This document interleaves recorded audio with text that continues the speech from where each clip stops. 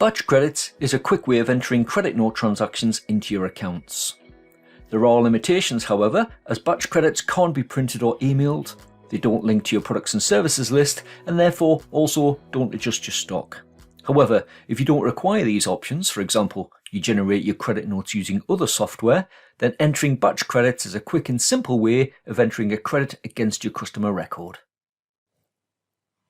To enter a batch credit, in Customers, make sure you've got the correct customer selected, and then choose Batch Credit from the toolbar at the top.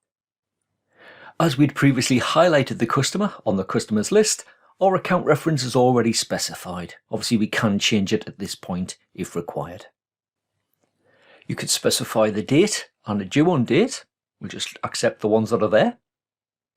And then enter a reference into the credit note number column. You have an option to enter an extra reference and then specify a nominal code. If you use them, you can then specify a department and also a project reference. You'll then be prompted to enter some details. You then enter the net value. Make sure you've got the right tax code selected and the VAT will be calculated automatically. You can then tab down to a second line. Now this would be useful if you've got maybe a batch of credit notes to enter, or maybe you need to break down your credit note against separate nominal codes, departments, or even tax codes. Other than that, once you've entered your details, at the bottom you click Save and that's it done.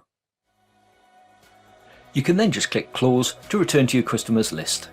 And that's how easy it is to enter a batch customer credit.